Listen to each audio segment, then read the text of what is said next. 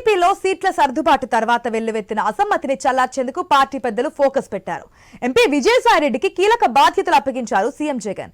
తాడేపల్లి నుంచి కబురు రాగానే ఫీల్డ్లోకి ఎంట్రీ ఇచ్చారు విజయసాయిరెడ్డి. ముందుగా మంగళగిరిలో వైసీపీ శ్రేణులతో సమావేశమయ్యారు. తమను పట్టించుకునేవారే లేరని ఆయన ముందే ఆవేదన వ్యక్తం చేశారు మంగళగిరి నాయకులు.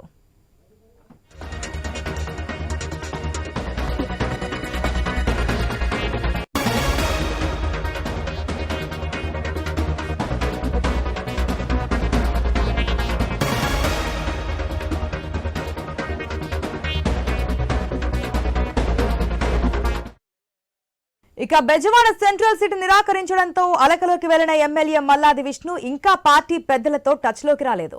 సీఎంఓ నుంచి ఫోన్ చేసినా వ్యక్తిగత పనులు ఉన్నాయని తప్పించుకున్నట్లుగా సమాచారం. అసలు పార్టీ పెద్దలతో మాట్లాడేందుకే ఆసక్తి చూపించడం లేదని చెబుతూ ఉన్నారు.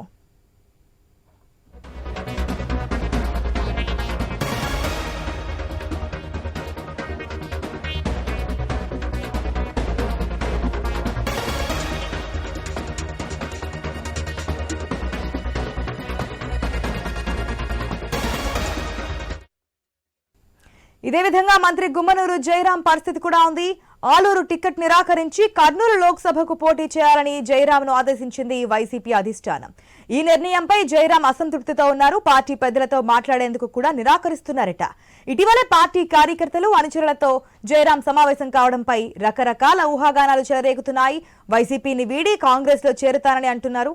అలాగే పార్టీలో కీలకంగా ఉన్న ఎంపీ మోపిదేవి వెంకటరమణ, ఎమ్మెల్సీ జంగా కృష్ణమూర్తి ఎపిసోడ్లు సైతం అనుమానాలు రేకెత్తించే విధంగా ఉన్నట్లు తాడేపల్లి వర్గాలు భావిస్తున్నాయి. రైట్, దీనికి సంబంధించి మరిన్ని అప్డేట్స్ మా ప్రతినిధి హరీష్ ద్వారా తెలుసుకుందాం. రైట్ హరీష్, మనం ఇంతకు ముందే మాట్లాడుకోవడం జరిగింది. అసంతృప్తులు పార్టీలు వీడుతున్నటువంటి పరిస్థితి, ఒక్కొక్కరిగా ఇన్ఛార్జ్ల మార్పు, ఇప్పటి వరకు ఎక్కడా లేనటువంటి ఒక కొత్త ఒరవడికి శ్రీకారం చుట్టారు ఏపీ సీఎం జగన్మోహన్ రెడ్డి. ఇంత స్థాయిలో, భారీ స్థాయిలో ఇన్ఛార్జ్లు మారుస్తున్నారు. ఏది థర్డ్ లిస్ట్ ఆఖరు అనుకున్నారు, ఫోర్త్ లిస్ట్ ఆఖరు అనుకున్నారు, ఫిఫ్త్ కూడా ఆఖరునో కాదో అర్థం కాలేదు. సో ఇంకా ఎంతమందిని మారుస్తారనేది కూడా క్లారిటీ లేదు. సో ఈ అసంతృప్తివాదులందరినీ మారుస్తూ ఉంటే, ఇన్ఛార్జ్లు మారుస్తుంటే అసంతృప్తుల సంఖ్య కూడా అదే స్థాయిలో పెరిగిపోతూ ఉంది. ఒక్కొక్కరిగా పార్టీని వీడుతున్నారు. బొజ్జిగింపుల పర్వం కూడా ఎక్కడ తగ్గే ప్రయత్నాల్లో లేరు క్యాండిడేట్స్ అనేది తెలుస్తోంది. సో ఇంకా ఎంతమంది ఈ లిస్ట్లో ఉండొచ్చు? వైసీపీలో అసంతృప్తులకు సంబంధించినటువంటి వ్యవహారం కొంతవరకు కీలకంగా మారింది. అయితే ఇదంతా కూడా ఎన్నికల సమయం కావడంతో, ఎన్నికల సమయంలో ఒక రాజకీయ పార్టీకి ఇలాంటి సిచ్యువేషన్స్ ఎదురు కావడం కామన్ గానే భావిస్తుంది YSR Congress party.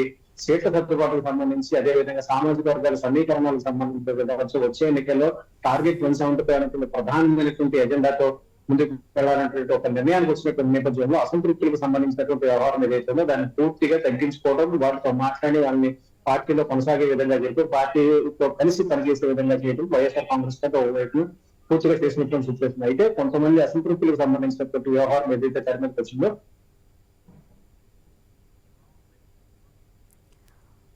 Right Harish, thanks for the update.